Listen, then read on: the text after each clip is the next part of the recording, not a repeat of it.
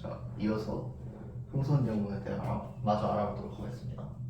자, 앞에서 말했다시피 흥선대원군은 10년 동안 집권을 하게 되고 10년 동안 다양한 개혁 정책을 펼쳤고 이제 쇄국 정책을 펼쳤습니다.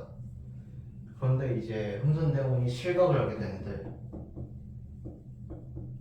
그 과정을 알아보도록 하겠습니다. 자, 당시에 이제 10년이 지나고 고종이 즉위한 지 고종도 이제 어느덧 성년이 되고 고종도 이제 어느 정도 많이 컸죠. 이런 상황에서 이제 고종도 분명 자신이 왕인데 흥선대원이 다 하니까 이런 상황에 불만이 있었을 것입니다.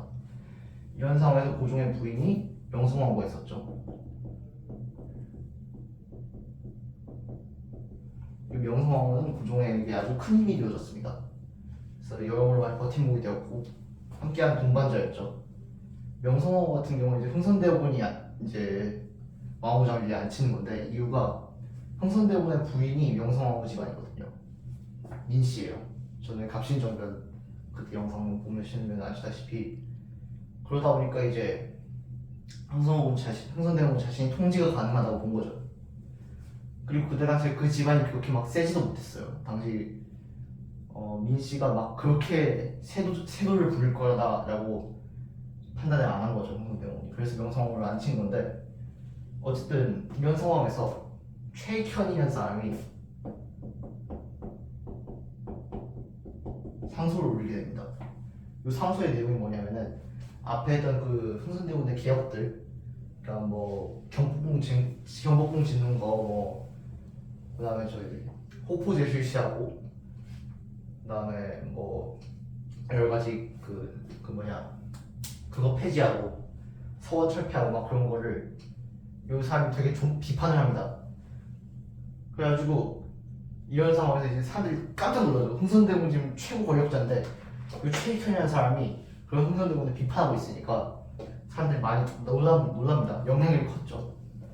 그런데 이 최익현이라는 사람이 누구냐면은 되게 그러니까 그 당시 조선의 양반을 기득권층을 상징하는 사람이라고 보면 됩니다.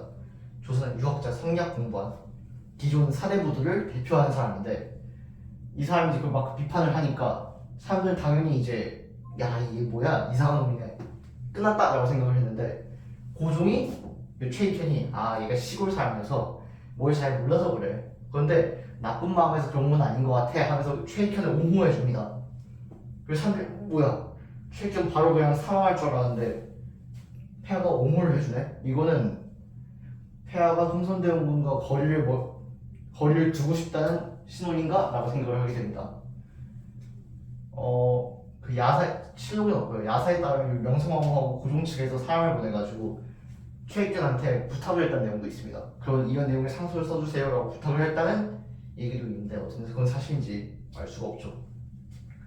어쨌든 그래서 최익현의 상소로 인해서 조정은 이제 발칵 뒤집혔고 흥선대원군은 그거에 대한 불만의 표시로 이제 별장으로 옮기게 됩니다. 별장으로 갔어요. 흥선대원군 자신의 세력들이 대원군을 막 저렇게 막 화나게 하는 건 옳지 못합니다. 대원군을 돌아오게 하시고 최익현을 벌 주세요 이런 걸 생각을 한 것 같은데 고종의 의중을 읽은 신하들이 대원군 이제 끝난다 생각을 하고 이제 가만히 얌전히 있습니다. 대원군 당황을 하죠. 근데 이런 상황에서 어떤 사람 하나가 고종한테 이제 흥선대원이 원하는 말을 합니다. 대원군을 돌아오게 하시고 최익현을 벌 주세요 라고 얘기를 합니다. 근데 고종이 막 화를 내면서 야 대원군은 지금 화나서 돌아온 게 아니라 지금 몸이 안 좋아서 잠깐 쉬고 있는 건데 네가 뭔데 그 말을 하냐 하면서 그 사람을 오히려 날려버립니다. 고종이. 그리고 최익현도 형식상 벌을 주긴 하지만 이제 최익현을 옹호하고 흥선대원은 사실상 고종이 멀리 한 거죠. 이런 식으로 이제 신사들도 고종의 마음을 읽게 되고 자연스럽게 흥선대원은 권력을 모두 잃고 실각을 하게 됩니다. 10년 만에.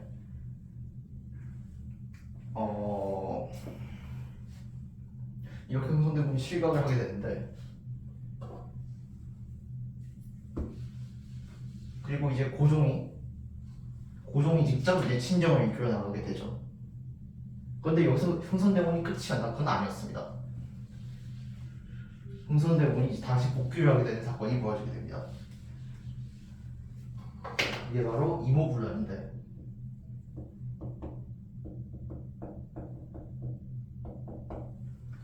요 흥선대원군이 날아가고 고종이 이제 친정을 하게 되면서 민씨 사람들이 대거로 들어오게 됩니다. 그 중에서 하나가 이제 민경호라는 사람이고, 그 다음에 요 흥선대원군이랑 보시면 흥선대원군이 넷째예요. 그리고 첫째하고 둘째는 이미 죽은 상태였고, 요 셋째가 살아있는 상태였는데, 요 셋째하고 흥선대원군이 사이가 되게 안 좋았어요. 흥인군이라고. 이름은 이채용입니다. 이채용. 이 사람인데 사이가 굉장히 안 좋아요. 이유가 흥인군 입장에서 동생 아들이 왕되고, 자기도 아들이 있는데 동생의 아들이 왕되고 자신이 정작 권력을 갖는 것에 대해서 불만이 있었겠죠. 질투가 났겠죠. 그리고 또 한 번은 흥인군의 아들이 과거 급제해서 뭔가 하려고 하는데 흥선대원군이 흥인군의 아들은 너무 어리니까 안 됩니다 라고 반대를 하게 됩니다. 이런 일들로 인해서 흥인군하고 흥선대원군이 사이가 굉장히 안 좋아지게 돼요.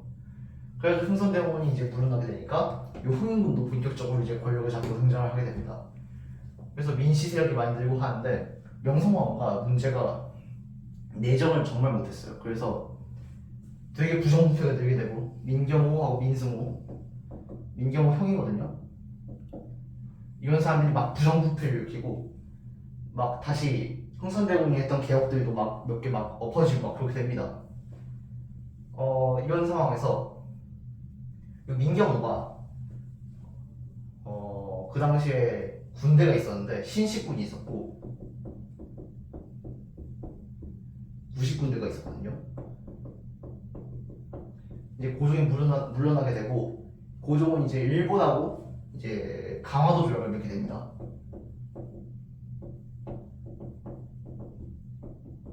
개항을 하게 된 거죠. 그래서 이제 문을 열고 이제 막 교역을 하게 되는데 되게 불평등한 조약이 어쨌든 간에 이거. 어쨌든 그렇게 서양의 문물을 받아들이게 되면서 새로운 이제 서양식 무기로 이제 갖춰지게 된 신식 군대를 만들게 됩니다. 그런데 이 민경호가 이거 담당이었는데 이 신식 군대와 구식 군대를 차별하는 거예요, 민경호가.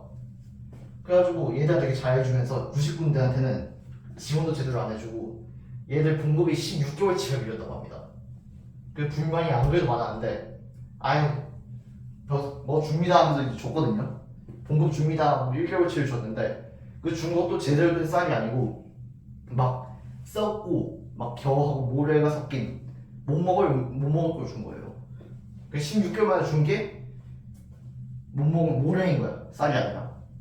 그러니까 화가 날떨 많은 사람들이. 그래서 이 사람들이 이모년에 난을 일으켜서 그게 이모불란입니다. 그래서 이 사람들이 화가 나가지고 원래 항의를 하러 갔었어요, 민경호한테. 근데 민경호가 헤이 니들이 뭔데 하면서 오히려 항의하러 온 군인들을 잡아다 감금을 시켜버립니다. 그러니까 화가 나가지고 사람들이 들고 일어나서 감금된 사람 풀어주고 막 난리를 피웁니다. 무기 들고 막. 그리고 얘들이 이제 이렇게 된 이유가 강화도 조약을 맺은 일본 때문이라고 생각을 해서, 이 일본 때문에 되게 일본이랑 맺은 강화도 조약 때문에 되게 살기 힘들어졌거든요. 그래서 일본 놈이랑 일본 놈은 다 죽입니다. 일본인은 다 죽여요. 일본인이다 하면 가서 죽이는 거예요.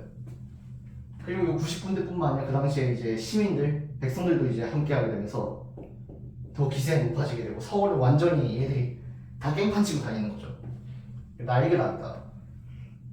그래서 이 민경호도 도망치려다가 이제 실패해서 민경호도 죽고, 그다음에 이때 이 흥인군도 때려 죽여버립니다.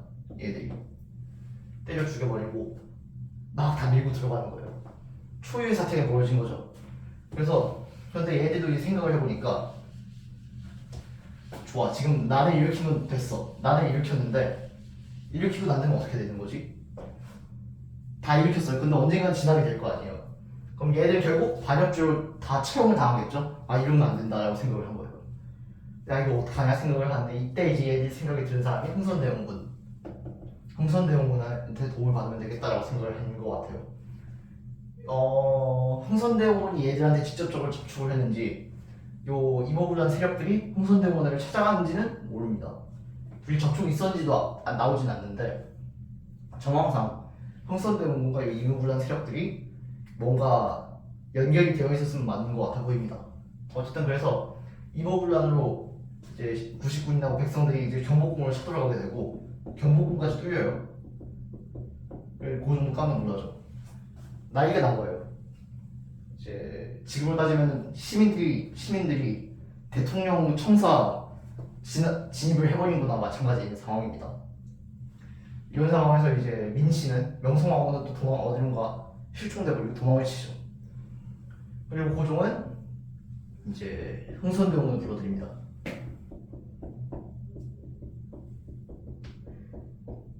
여기 흥선대원이 다시 권력을 잡게 되고 실격한 지 9년 만에 다시 복귀를 하게 되죠. 그래서 흥선대원은 정권이 넘어가게 되고 예전처럼 흥선대원군이 권력의 중점에 서게 됩니다. 근데 흥선대원군이 오케이 하면서 이제 다 돌려보내려는데 얘들이 안 가요. 이모군란 세력들이. 왜 그러냐 하니까 왕비를 죽여야 됩니다. 그 명성황후를 죽여야 되는데 지금 어디 간지 안 보입니다. 죽었는지 살았는지도 모르겠습니다. 하니까 흥선대원군이 민씨는 그 왕비는 죽었다라고 발표를 합니다. 그리고 장례식까지 해요. 근데 이때 당시에 명성황후의 생사를 아무도 몰랐던 상황이거든요. 죽었는지 살았는지조차 몰라요. 시신조차 발견이 안 됐어요. 이런 상황에서 흥선대원군은 명성황후가 죽었다라고 이제 이제 공표를 하고 빈 관 가지고 장례식도 합니다. 그래가지고 명성황후는 이때 장례식 한 번 하고 나중에 진짜로 죽었을 때 그때도 장례식을 해서 총 2번의 장례식을 하는데요. 2번 다 시신 없이 장례식을 합니다. 이때는 시신이 발견이 안 돼서 시신이 발견이 안 됐었고 그때는 시신이 타가지고 시신이 없었어요. 그래서 2번 다 장례식을 2번 했는데 2번 다 시신 없이 장례식을 한 그런 사람입니다. 명성황후가. 어쨌든 흥선대원군이 그렇게 선거를 이제 공표를 하는데 이유가 있었습니다. 흥선대원군이 생각하기에 이제 발견 안 됐으니까 완전 이제 죽었다라고 이제 말을 함으로써 만약에 명성황후가 어딘가에 살아있다 하더라도 사회적으로 이제 죽었다고 되어버렸으니까 다시 돌아올 수가 없게 됐죠. 사회적 매장을 시켜버리는 겁니다. 그래서 완전히 명성황후 너는 끝났어를 이제 얘기를 한 거죠. 어쨌든 이런 식으로 이제 이모군란으로 다시 복귀를 흥선대원군이 하였는데 한편 이제 이 흥선대원 집권하는 와중에 청나라하고 일본이 되게 민감하게 반응합니다. 그래서 일본 같은 경우에는 일본인만 죽었다고 했잖아요. 그걸 빌미로 이제 조선에 군대를 보냅니다. 조선에 일본군이 내려와요.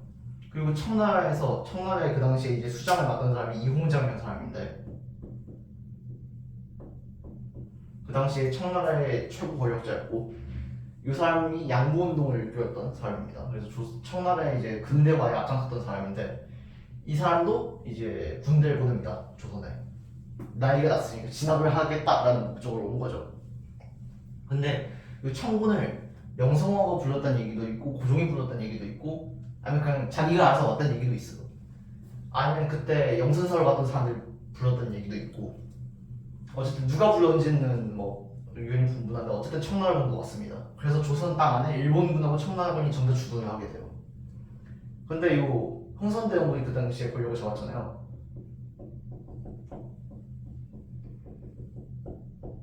흥선대원군은 아까도 봤다시피 세국 정책을 고수하던 사람이에요. 그러다 보니까 일본보다는 청나라한테 더 잘 대하죠. 흥선대원군이. 그래서 청나라에 더 우호적이었어요. 그래서 이 청나라군이 흥선대원군을 불러요. 잠깐 와보라고. 그래서 흥선대원군이 예 하면서 이제 가거든요.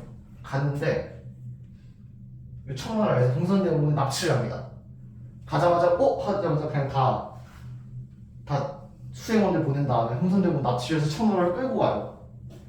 집권한 지 1개월 만의 일입니다. 1개월 만에 한 사이 그냥 청나라 납치가 돼서 끌려가게 되고 청나라군한테 명성황후가 드라마틱하게 복귀를 하게 되죠. 장례식까지 치러왔는데 다시 살아온 거예요. 그래가지고 순식간에 판세가 뒤집힙니다. 이렇게 해서 흥선대원군은 1개월 만에 다시 실격을 하고 청나라로 끌려가게 됩니다. 자, 그리고 다시 이제 조선은 고종하고 명성황후가 통치를 하게 되는데 이 이모군란 때 이제 청나라가 개입을 하는 것 때문에 청나라의 권한이 세지게 되죠. 조선에서. 이제 여기서 이제 이홍장이 흥선대원군을 납치한 이유가 뭘까요? 생각을 해보면 흥선대원군보다는 명성황후가 더 위험했을 수도 있습니다. 왜냐하면 명성황후가 이제 일본하고 교역하고 하는데 약간 떴던 사람이니까. 그런데도 불구하고 이홍장은 흥선대원군을 제거를 했고 그 이유가 뭐냐면은 흥선대원군이 일단 세국 정책을 펼치잖아요. 그러니까 흥선대원군이 되면은 당연히 일본 저리가 하기 뻔한 상황이었고 그런 상황에서 일본이 뭔가 화나네 하면서 쳐들어오면은 뭔가 예기치 못할 사태가 터질 것을 우려를 한 거죠. 그 다음에 당시에 이제 이홍장의 계획이 뭐였냐면은 조선하고 일본하고 강화도 조약으로 이제 거래를 하게 됐잖아요. 근데 이 일본이 조선을 완전 장악할 거 겁이 난 거예요. 청나라에서. 그래서 이홍장이 조선한테 막 친구를 소개시켜줘요. 얘는 미국이란 친구고 얘는 독일이란 친구야 하면서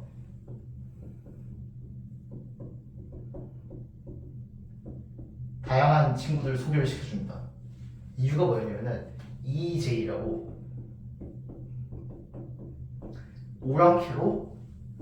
오랑캐를 물리친다라는 전략이었습니다. 그러니까 일본 혼자만 있으면 일본 혼자 조선을 먹을 수 있으니까 다양한 애들을 이제 조선과 연결을 시킴으로써 이제 조선을 좀 다양하게 이제 경쟁을 시켜가지고 이제 한 나라가 이제 완전 조선을 점령하는 걸 막으려는 심산이었죠. 그리고 또 이렇게 연결시켜 줌으로써 조선을 침구하려면은 나의 허락이 필요해라는 이제 청나라의 그런 계산도 있었습니다. 얘들 전부 청나라의 소개를 조선하고 친해진 거니까 얘들이 생각을 하겠죠. 조선이랑 친해지려면은 청의 역할이 중요하구나 하면서 이제 조선에 대한 청나라의 입지를 더 강고하게 하려는 그런 EJ 전략을 이홍장이 펼치고 있었는데 흥선대원이 와서 쇄국해서 너희들 다 저리 가 이러면 망하는 거잖아요. 그러니까 그런 거에 대한 이제 우려가 있었던 거죠. 이홍장도. 그리고 또 흥선대원이라는 이제 강한 사람을 납치함으로써 이제 청나라가 조선에 대한 더 강한 통치력, 영향력을 발휘를 할 수 있게 되었죠. 이런 계산으로 이제 흥선대원을 이홍장이 납치하게 됩니다. 자, 여기 납치되고 흥선대원은 그래서 한동안 쭉 살다가요. 복귀를 하게 돼요. 이제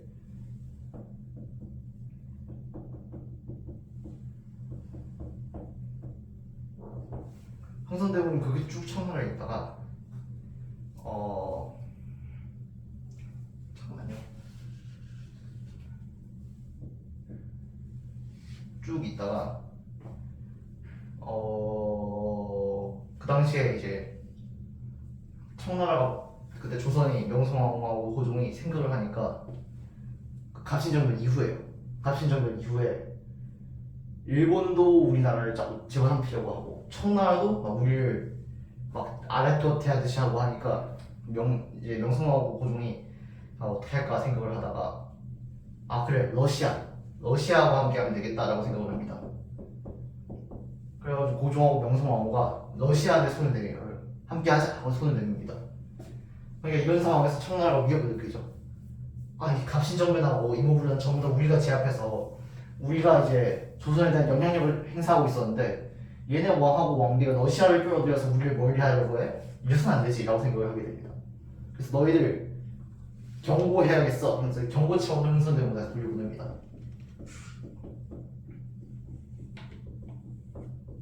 복귀. 그러니까 흥선대원의 존재만으로도 고종하고 이제 명성황후에게는 압박이 될 수 있으니까 이제 다시 돌려보낸 거죠. 근데 이제 돌려보내고 왔는데 고종이 흥선대원을 돌아오신 걸 환영합니다 라고 겉으로만 해놓고 흥선대원을 가택연금시킵니다. 축하는 드리는데 집에만 계세요 뭐 할 생각 말고 하면서 이제 집에 가둬요. 흥선대원을 사실상. 그래서 거기 흥선대원은 가택연금이 나온 상태로 이렇게 또 한동안 있게 됩니다. 근데 이렇게 해도 흥선대원은 가만히 앉아있지 않아요. 흥선대원은 분노를 느낍니다. 이 아들이야 놈하고 명성황후하고 지금 나를 이렇게까지 해? 하면서 이제 크게 분노하게 되죠. 그리고 권력에 대한 욕심도 생깁니다. 그래가지고 끊임없이 계속 복귀 시도를 해요. 그래가지고 쿠데타도 여러 번 기획을 합니다. 그래가지고 여기 보시면은 흥선대원이 이제 아들이 또 몇 명이 있죠. 그래가지고 여러 번 쿠데타 시도를 하는데 일단 이 이재선이라는 인물을 고종의 이제 동생인데 얘를 이제 왕에 앉히려고 합니다. 그래가지고 고종을 폐위시키고 얘를 앉혀야 할 생각을 하는데 이게 적발이 돼가지고 얘가 죽어요. 실패를 합니다. 첫 번째 실패를 하는데 이제 또 이제 흥선대원이 시도를 하는데 이번엔 청나라의 위안스카이라고 청나라하고 이제 연기를 해가지고 위안스카이한테 얘기를 해서 고종을 쫓아내고 내 첫째 아들 이재면 얘를 왕으로 삼읍시다라고 제안을 합니다. 그런데 이것도 실패해요. 근데 다행히 이재명은 안 죽습니다. 그러고 있는데 이제 흥선대원군이 이제 다시 정계에 복귀를 하게 되는데 이유가 일본이 이제 권한을 잡게 되고 이제 갑오 개혁을 진행을 하게 됩니다. 일본이 이제 청나라하고 이제 주도권 다툼을 하고 있었어요. 누가 조선의 지배자인가 하고 싸우고 있었거든요, 둘이. 근데 일본이 이제 갑오 개혁이라는 걸 진행을 하게 돼가지고 일본이 이제 기봉집 같은 친일 내각들을 꾸립니다.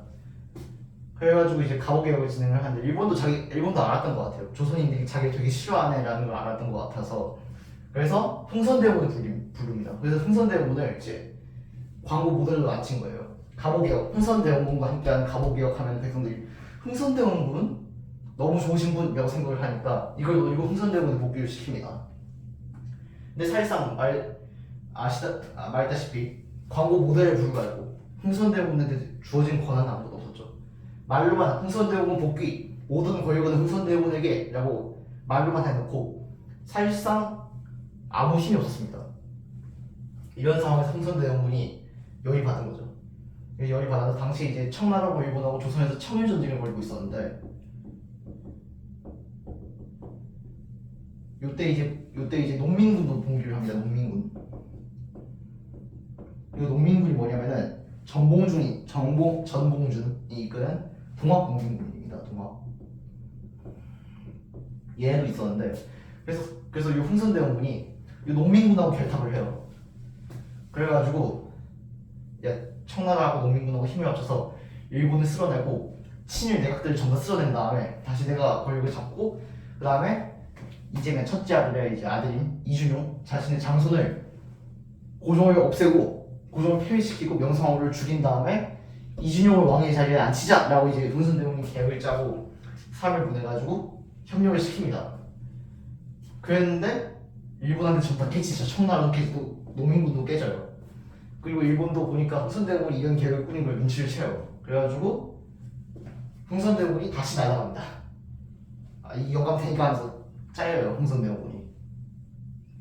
그리고 이 일로 이준용은 사형에 처해지는데 흥선대원이 사형 안돼 해가지고 유배형으로 가명이 돼서 유배를 가게 됩니다. 이준용은. 흥선대원이 이준용이 되게 마음에 들었나봐요. 이준용이 이제 자기와 성격이 닮았다라고 생각해서 되게 마음에 들었던 모양입니다. 어쨌든 그래서 이렇게 다양하게 흥선대원은 복귀 시도를 하게 되죠. 하지만 결국 이준용도 이제 유배를 가게 되고 흥선대원군도 힘이 다시 원래 없었지만 아예 그냥 명예로도 뺏기게 되죠. 그래서 완전히 물러나게 되고 이때부터 좀 얌전히 있는데 이러다가 또 무슨 일이 일어나냐면은 을미사변이 일어나게 됩니다.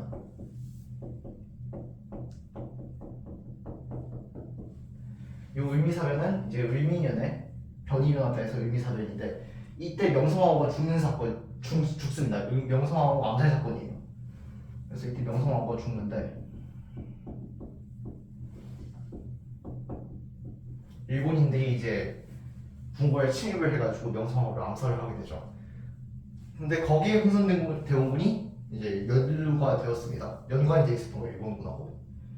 이걸 이제 정황상 이제 흥선대원군이 일본군이랑 뭔가 있었던 건 맞는 것 같아 보입니다. 근데 이거를 6.1주년 사람이 얘기를 하는데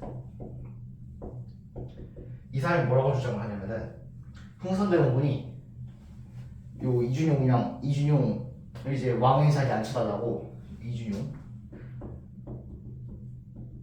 왕의 자리에 앉혀달라고 막 일본인들한테 찾아가가지고 고종을 폐위시키고 명성을 죽여주세요라고 계속 일본한테 부탁을 했다고 해요. 6.1준의 말대로라면. 그래가지고 흥선대원군하고 일본군하고 결탁을 해가지고 명성황후를 암살하였다라고 6.1준 얘기를 합니다. 근데 문제는 이 6.1준이라는 사람이 요 을미사변의 주동자 중 하나로 이제 의심이 되는 사람이에요. 그러다 보니까 6.1준은 완전히 말을 믿을 수는 없겠죠. 하지만 일단 일본이 뭔가 흥선대원군과 뭐 연관이 되어 있던 건 맞아 보입니다. 일본은 요번에도 흥선대원군에 진짜 얼굴 마담을 안 치고 싶던 것 같아요. 지난번에 갑오개혁 때 흥선대원군과 함께하는 갑오개혁 해가지고 흥선대원군을 과연 광고 모델로 낮췄잖아요. 이번에는 흥선대원군이 주도한 의미사변 해가지고 모든 책임을 흥선대원군에게 떠넘기려고 시도를 했던 것 같습니다. 일본군은. 그래가지고 일본이 흥선대원군한테 찾아가가지고 모든 권력을 다시 되찾게 해드릴 테니까 저희와 함께 하시죠 라고 제안을 하게 되고 흥선대원이 거기에 동의를 합니다. 그래서 흥선대원이 그때 의미사변이 일어났을 때 그 현장에 참여를 하게 되고 근데 명성황후는 죽게 되죠. 그 이후에 이제 얼마 안 있어서 흥선대원군도 세상을 뜨게 됩니다. 나이 들어서 죽게 되죠. 근데 이때 이제 또 고종이 흥선대원군 죽는데 안 찾아갔다고 해요. 일부러. 고종하고 완전 이제 몇 번이나 고종 폐위시키려고 했었었는데 그래서 흥선대원군이 왕은 아직 안 왔냐고 주상은 아직 안 왔냐고 주상이 보고 싶다고 했는데 고종이 씹었대요. 그래가지고 죽었다고 합니다. 어쨌든 이렇게 흥선대원군이 사망을 하게 되죠. 자, 그럼 마지막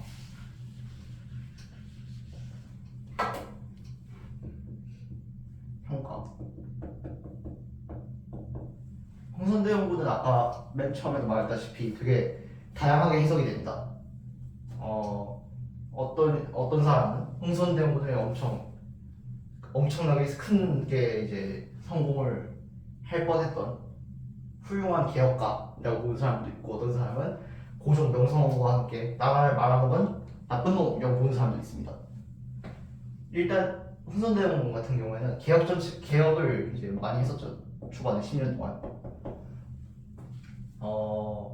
성공적이었죠. 정조, 영조도 해내지 못했던 몇백 년 묻은 폐단들을 해결을 했습니다. 이거는 엄청난 일이었고 아주 뛰어난 일이었죠. 근데 문제는 이렇게 내치엔 능했으나 외세 그러니까 시대의 흐름을 파악을 못했어요. 흥선대원군이 결정적으로. 그래가지고 흥선대원군은 개혁을 했음에도 불구하고